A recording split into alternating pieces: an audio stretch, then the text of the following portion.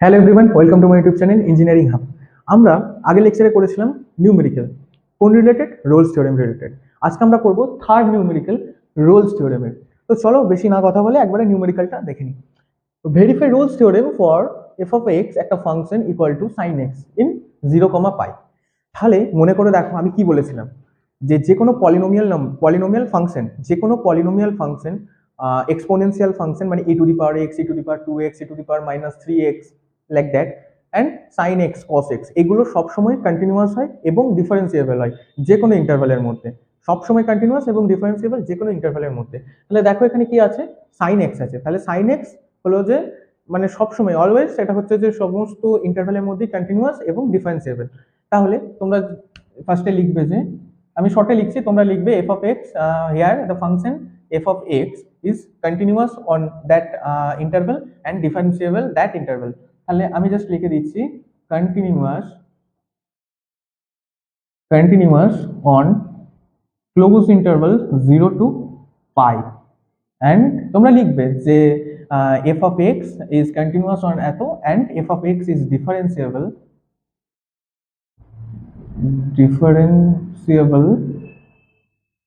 on open interval 0 to π।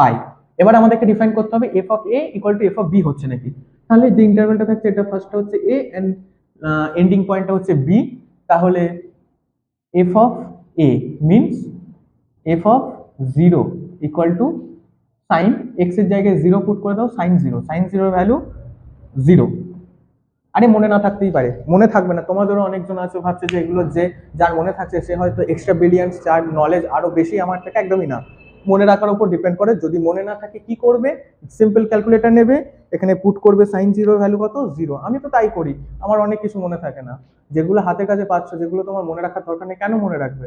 তুমি তো মনে রাখবে যে কোনটা কন্টিনিউয়াস, কোনটা ডিফারেন্সিয়েবল, কোন ফাংশনটা, এগুলো তুমি মনে রাখবে। সাইন জিরোর ভ্যালু ঠিক আছে, মনে রাখা ভালো এক প্রকার, কিন্তু যদি মনে না থাকে কোনো ব্যাপার নয়, যেটা ক্যালকুলেটর থেকে পেয়ে যাচ্ছে। তাহলে সাইন জিরোর value 0 and F of b means f of pi equal to f of x এর জায়গায় পাই লিখে দাও সাইন পাই।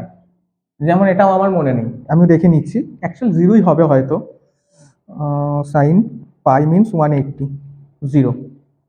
তাহলে থার্ড যে কন্ডিশন, অর্থাৎ third condition f of a equal to f of b means f of 0 equal to f of pi হয়ে গেল। তাহলে আমার কন্ডিশন স্যাটিসফাই হলো। তাহলে আমরা লিখতে পারি all the conditions, hence all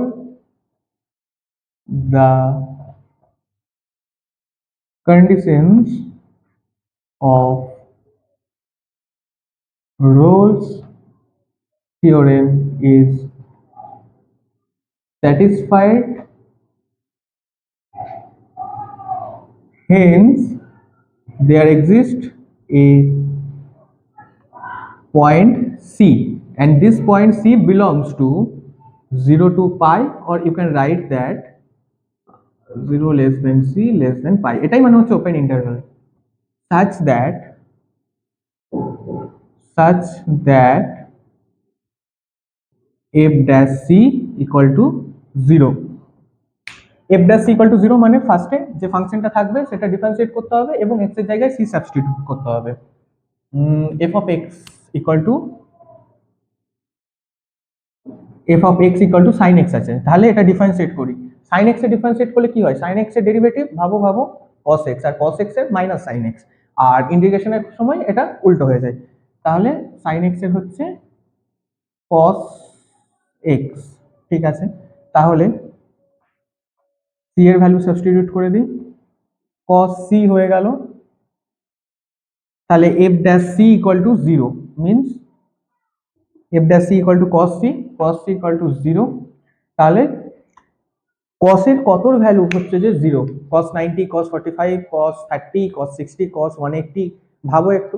যদি না ভেবে পাও সিম্পল ক্যালকুলেটর ইউজ করবে। আই থিঙ্ক cos 90 এর ভ্যালু π/2 হচ্ছে যে 0। আমি একবার চেক করে নিই, cos 90 0। তাহলে আমরা লিখতে পারি cos c equal to 0 means হচ্ছে যে cos π/2। অ্যাকচুয়ালি এটা তো এরকম করে লেখে না, এটা হয় হচ্ছে যে অ্যাকচুয়ালি এরকম করে লিখতে পারো, অথবা হয় c equal to cos inverse 0 means cos inverse cos pi by 2 মানে c equal to pi by 2। Actually এরকম করে লেখা উচিত, আই থিঙ্ক সো। কোনো রকম রুলস ভেবো না, অ্যাকচুয়ালি এরকম করে লেখা উচিত। আর যদি তোমরা এত না যেতে চাও, just cos c equal to এখানে লিখে দেবে cos 90, তারপর c equal to pi by 2। এবার আমরা দেখবো হচ্ছে যে আমরা কি বলেছিলাম, সি একটা পয়েন্ট একটা এক্সিস্ট করছে যেটা বিলং করছে এই ইন্টারভ্যালের মধ্যে, পাই বাই 2টা ইন্টারভ্যালটার মধ্যে বিলং করছে নাকি সেটা একবার দেখে নিই। ফার্স্টে আমরা ইন্টারভ্যালটা ড্র করি। এটা একটা ইন্টারভ্যাল, এটা মনে করো 0 আর এটা হচ্ছে পাই। তার মানে 0 আর পাই এর মধ্যে কি আছে, একটা জায়গা আছে যেখানে পাই বাই 2 আছে। তাহলে পাই বাই 2 এই ইন্টারভ্যালটার মধ্যে বিলং করছে, মানে এই পয়েন্টটা সি। তার মানে C equal to pi by 2 ওই ইন্টারভ্যালটার মধ্যে বিলং করছে। যেহেতু একটা ভ্যালু বেরিয়েছে, আমি বলছিলাম না লিখলে হবে, ডিরেক্ট লিখে দিতে পারো যে রোলস থিওরেম ইজ ভেরিফাইড। যদি দুটো ভ্যালু বেরোয় তাহলে কোনটা একটা লাই করতেও পারে, দুটোই লাই করতে পারে, আবার যে কোনো একটা লাই করতে পারে। সেক্ষেত্রে তোমাকে বলতে হবে যে কোনটা লাই করছে এবং কোনটা লাই করছে না, কেন সেটাকে আমরা কনসিডার করছি না। তো এক্ষেত্রে যেহেতু একটা, সেহেতু তোমরা সিম্পল এরকম দেখিয়ে জাস্ট লিখে দিতে পারো রোলস থিওরেম ইজ ভেরিফাইড। আর যদি একটু এক্সামিনারকে একটু যদি ইমপ্রেস করতে চাও, একটু ইমপ্রেস, তো তখন কি করবে, তখন করবে হচ্ছে যে জাস্ট লিখবে c equal to pi by 2 which lies between 0 and pi। আর এখানে এটাও লিখে দিতে পারো 0 less than pi by 2 less than pi। so Rolle's theorem is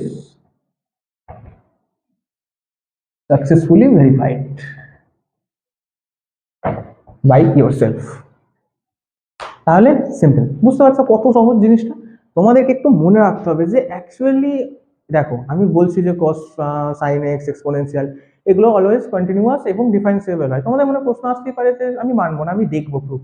সেটারও হতে পারে, তুমি বার করতেই পারো তার কন্টিনিউইটি, লেফট হ্যান্ড সাইড এবং রাইট হ্যান্ড সাইড লিমিট এবং অ্যাট দ্য পয়েন্ট কি হচ্ছে, তিনটা সেম হচ্ছে নাকি সেখান থেকে কন্টিনিউইটি চেক করতেই পারো, ডিফারেন্সিবিলিটিও চেক করতে পারো, রাইট হ্যান্ড ডিফারেন্স ডেরিভেটিভ আর লেফট হ্যান্ড ডেরিভেটিভ করতেই পারো। কিন্তু কেন করবে যখন তোমরা এগুলো জানো, পলিনোমিয়াল সবসময় কন্টিনিউয়াস অ্যান্ড ডিফারেন্সিবল হয় যে কোনো ইন্টারভ্যালের মধ্যে, সঙ্গে exponential sign x cos x. আমি যখন আমার জানার মধ্যে পড়ছি, আমাকে কেউ বলবে না যে তুমি সাইন জিরোর ভ্যালু জানো না, তুমি কিছুই জানো না।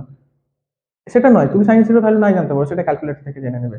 একজন সাইন জিরো ভ্যালু জানে, কিন্তু তুমি জানো এটা পলিনোমিয়াল, তার মানে এটা কন্টিনিউয়াস হবে, এটা ডিফারেন্সিবল হবে, তুমি তাড়াতাড়ি অঙ্কটা সলভ করে দিতে পারবে। কিন্তু যে শুধু সাইন জিরোর ভ্যালু জানে, এটা জানে না, সে কিন্তু কোনো মতেই এই যে সলভটা আছে কিছুতেই করতে পারবে না, ফার্স্ট লাইনে হাতই দিতে পারবে না। যেহেতু নিজে যেগুলো নলেজগুলো তোমার কাজে লাগবে, যেটা অ্যাপ্লিকেবল, যেটা তুমি ভাবছো যে এটা দরকার আছে, তুমি সেটা করো। এটা করো না যে ও ওটা জানে আমাকেও এটা জানতে হবে। তুমি দেখো যে কোনটা আমার নিউমেরিক্যালের সঙ্গে, কোনটা সলভের জন্য দরকার হবে, কোনটা আমার অ্যাপ্লিকেশনের সঙ্গে অ্যাপ্লিকেবল, সেইগুলোকে ট্রাই করো মনে রাখার, মেমোরাইজ করার। আর যদি ভুলে যাও, তোমাদের ক্যালকুলেটর আছে এগুলো। আর তোমাদেরকে মনে রাখতে হবে আসল জিনিসগুলো। ও সাইন জিরো ভ্যালু জানে, সাইন 80 ভ্যালু, সাইন 180 ভ্যালু জানে, তার মানে আমাকেও জানতে হবে এমনটা নয়। আমি জানবো পলিনোমিয়ালে কি হয়, এক্সপোনেনশিয়ালে কি হয়, লগারিদমে কি হয়, কিন্তু ও সেটা জানে না। সেহেতু ও কিন্তু sine zero value, sine 180 value জেনেও কিন্তু সলভ করতে পারবে না। যেটা তুমি সলভ করে দেবে, এখানে এসে আটকে যাবে, তখন ক্যালকুলেটর ইউজ করে তুমি জানতে পেরে যাবে, কোনো ম্যাটার করে না। চলো আজকের জন্য এটুকুই, আবার দেখা হচ্ছে পরের ভিডিওতে। পরের ভিডিওতে আমরা আরেকটা নিউমেরিক্যাল সলভ করবো। যদি তোমাদের ভালো লেগে থাকে, লাইক শেয়ার সাবস্ক্রাইব সমস্ত কিছু করে দাও, বন্ধুদের সঙ্গে শেয়ার করো এরকম আরো ভালো ভালো ভিডিও পেতে। তো ততক্ষণের জন্য টাটা, আবার দেখা হচ্ছে পরের ভিডিওতে।